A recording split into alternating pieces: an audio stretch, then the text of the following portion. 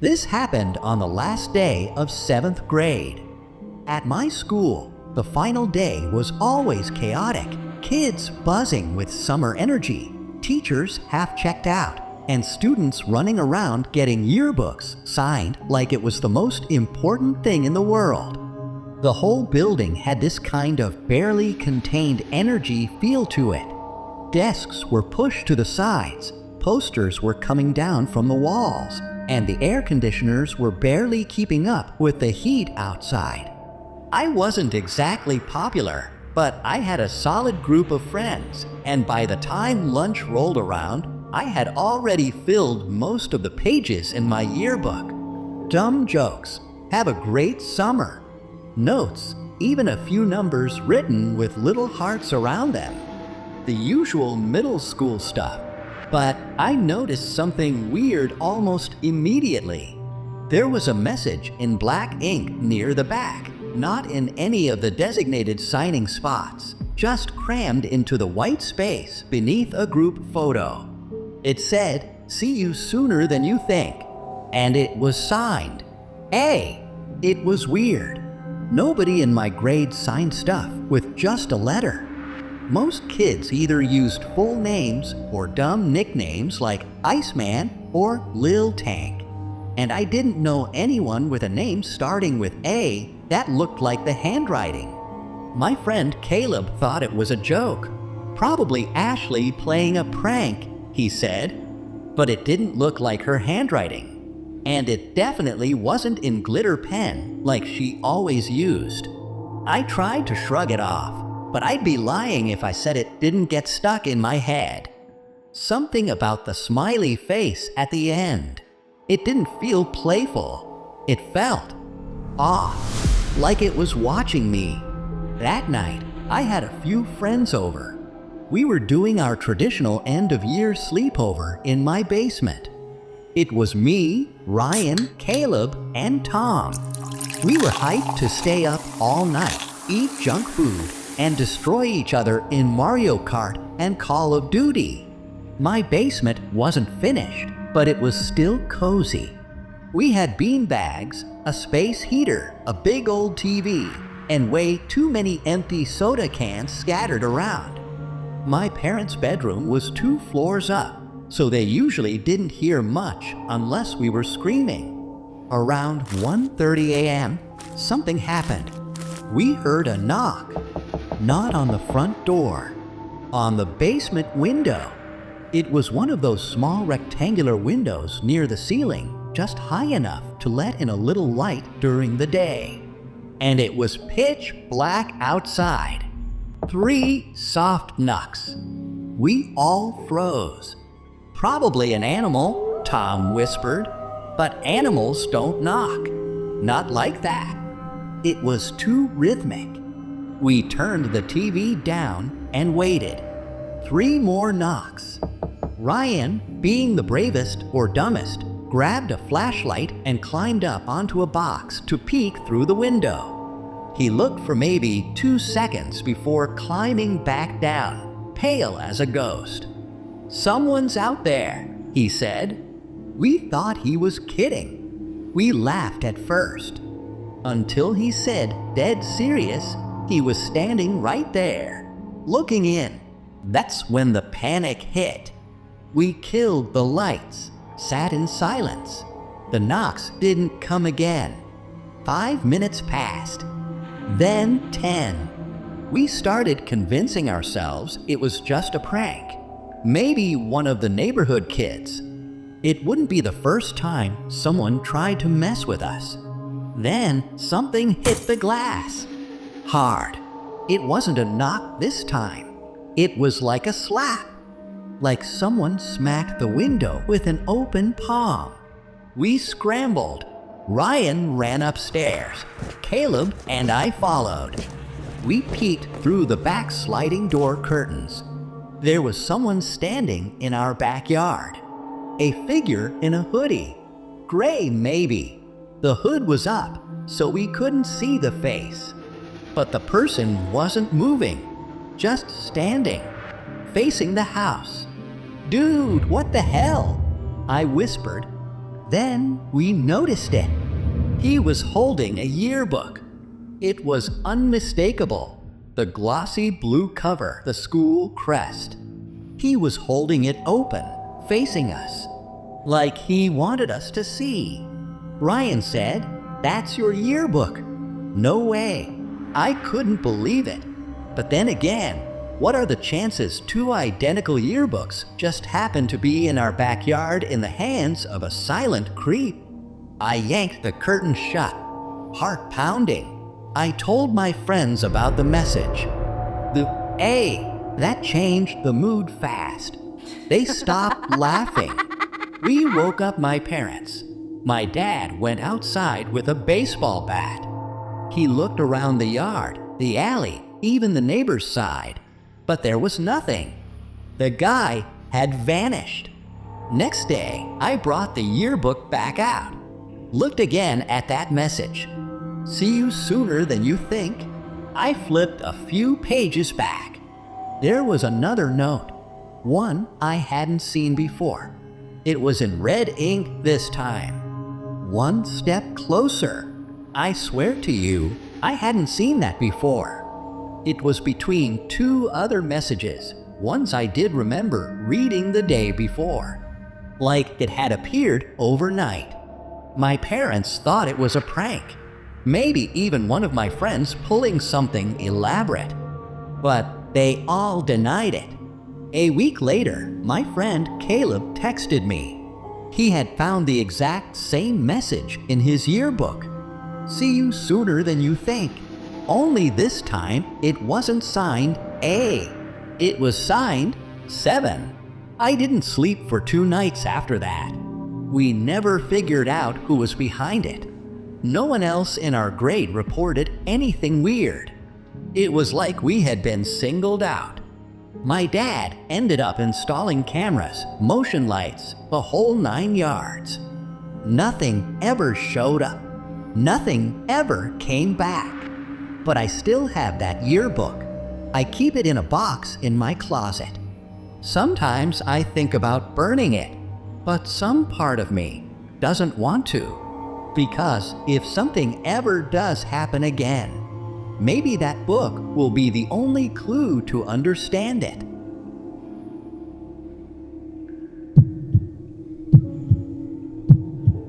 Let me preface this by saying my friend Garrett isn't the kind of person you forget. Loud, impulsive, borderline reckless. He walks around like he's invincible, constantly picking fights he doesn't need to, and somehow coming out of them with nothing more than a scrape. He brags about how unhinged he is, like it's some kind of badge of honor. That's just who he's always been, part wild animal, part adrenaline junkie. Graduation night was the last time I ever looked at him the same way. This happened in late May of our senior year. Classes had officially ended that morning, but the graduation ceremony wouldn't happen until the following week. In the meantime, we were technically still seniors, just no longer obligated to show up. The tradition at our high school was simple. All the graduating students gathered near the old clock tower in the center of campus on the last day. Food, drinks, a lot of drinks, music, and more alcohol than was ever admitted. We weren't supervised. Teachers turned a blind eye. It was an unofficial send-off, chaotic but cherished. A chance to celebrate freedom and flirt with danger. There were 6 of us in our group, me, Garrett, and our friends Jake, Rena, Connor, and Taylor. We spent the better part of the evening drinking, laughing, sharing dumb memories about old teachers and past drama. By 10:30 p.m., we were all buzzed and ready to head home. We lived off campus, maybe a 20-minute walk through mostly quiet streets and dim intersections. It was a warm night with just a trace of wind. Streetlights flickered overhead. It was the kind of night that felt too still, too silent. We were halfway home when it happened. we saw a man standing beneath a broken lamp post at the edge of a narrow street. He was tall, thin, dressed in layers of torn, oversized clothing. His face was mostly hidden by greasy hair and a hood. He wasn't walking, just standing, watching us. Jake muttered something under his breath, but Garrett was already stepping forward. "Hey man, you good? You lost or something?" The guy didn't respond at first, just kept watching. Then he said in a weirdly calm voice, "I know where you live." Everyone froze. Garrett chuckled, but there was tension under it. "Cool. Then stop creeping and go there, freak." That's when the guy took a step toward us. "You shouldn't have done that," he said. Something about his tone made the hairs on the back of my neck stand up. I tugged Garrett's arm. "Let's just go. Ignore him." We kept moving. Faster. Heads down. The man didn't follow us immediately. But then I turned around a block later, and he was there. Still following. Just walking. Casual. Like he was part of our group. We picked up the pace, nervous laughter breaking the silence. When we finally reached our block, Garrett was still agitated. He kept glancing back, muttering curses. "He's still there," Taylor said. And he was, about 30 feet away, just standing. We reached our driveway, porch light off. I went for my keys. "I got this," Garrett said. "Don't," Rena warned. Too late. Garrett turned and stormed back down the street toward the man. "What's your problem? You following us for fun, you freak? You think this is a game?" The guy didn't respond, but he smiled. And then, without warning, he lunged. He had something in his hands, a cord or wire, maybe an old extension cable. It whipped through the air and looped around Garrett's neck in one fast motion.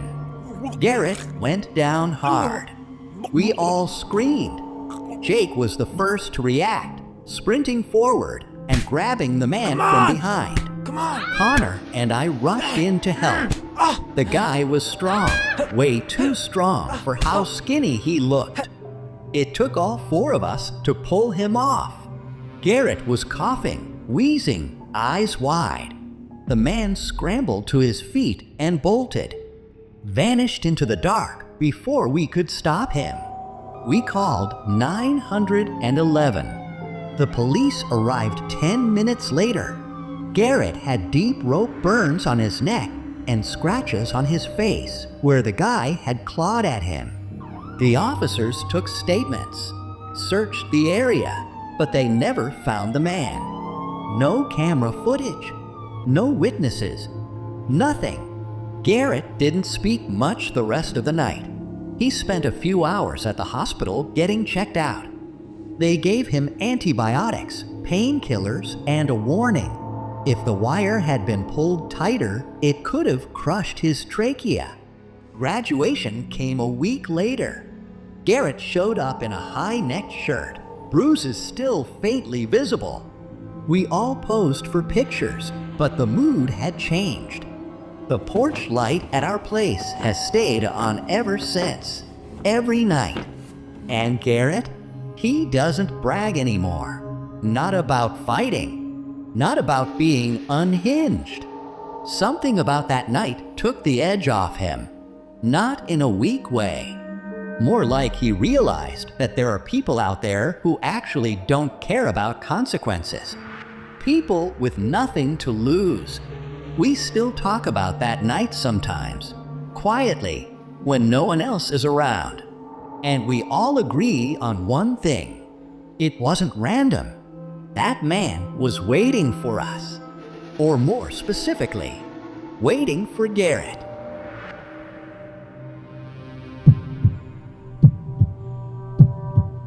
This happened in 7th grade. There was a kid named Sven in my homeroom.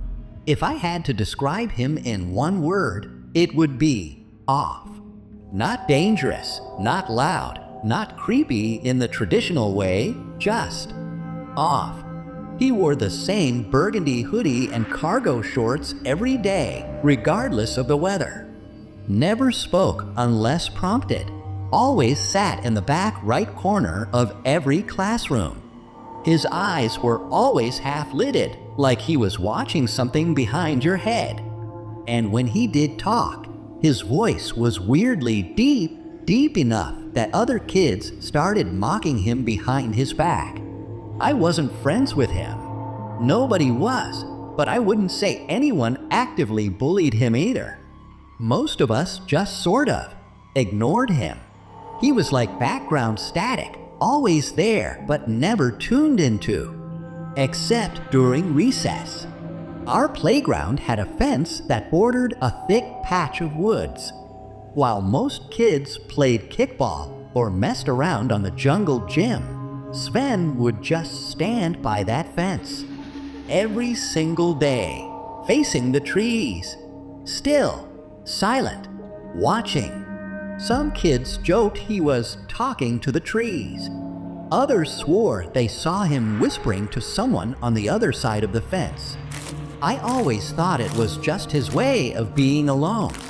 Weird, yeah, but not criminal. That changed on the last day of school. The last day was chaotic as usual. Kids running through classrooms, switching seats, playing pranks, eating candy. Our school had this unofficial tradition where students would sneak into random classes instead of going to their assigned ones, just to confuse the teachers. Some teachers played along. Others didn't. Either way, nobody really enforced anything. That morning, I walked into my final period class and noticed it was packed. Way more kids than usual and a lot of unfamiliar faces. I figured they were just students from other homerooms, but I only recognized about half of them. Sven was there too, same hoodie, same seat in the corner. But he was acting jittery, tapping his foot, glancing around the room, eyes darting from one unfamiliar face to the next. I remember thinking it was the first time I'd seen him look aware, like he was in on something. Our teacher, Miss Bell, handed out these silly end-of-year reflection worksheets. Half the class ignored them and just whispered with their friends. I didn't. I was kind of a rule follower, the kind who did the assignment even if nobody else did. A few minutes in, Miss Bell answered the classroom phone. She turned her back and lowered her voice. She seemed tense. Then she left the room entirely. Less than a minute later, she returned with another teacher, Mr. Franklin from next door. The two of them whispered near the doorway. Then they began walking around the classroom, stopping beside certain students.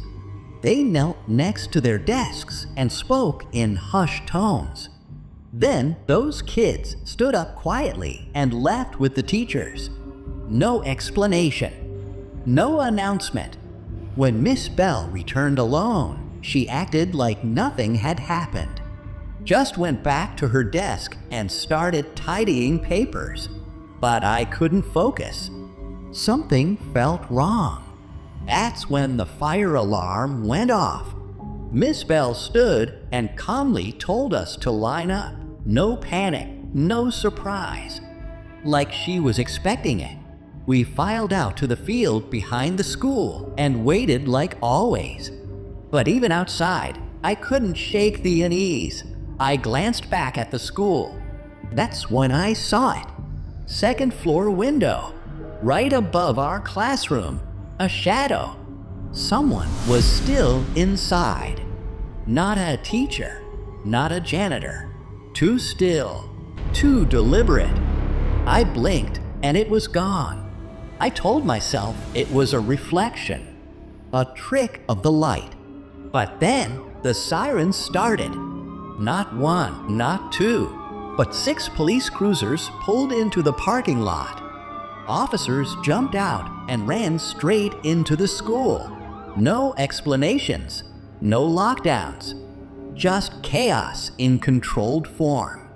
10 minutes later, Miss Bell made an announcement. School was being dismissed early. No buses. Call your parents. Everyone out. I went home confused and buzzing with questions. That night, my parents sat me down.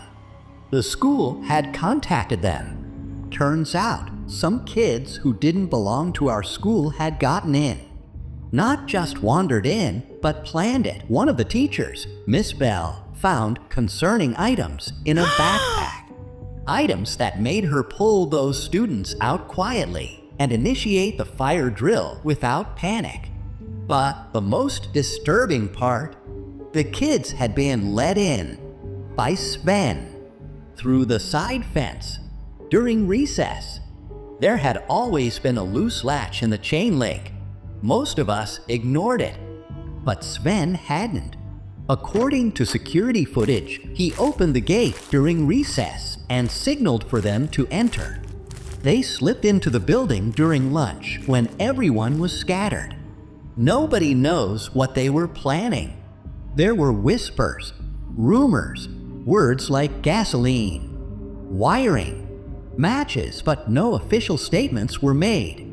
Police removed the suspects quietly, and the school reopened the next fall with increased security and a new principal. Sven never came back. Some say his parents pulled him out. Others said he never really had parents, that he lived with an uncle who skipped town. No one really knew. All I knew was that the next year, his desk stayed empty. I still think about him sometimes. The boy at the fence. The one who was always watching the woods. Or maybe waiting for someone to come out of them.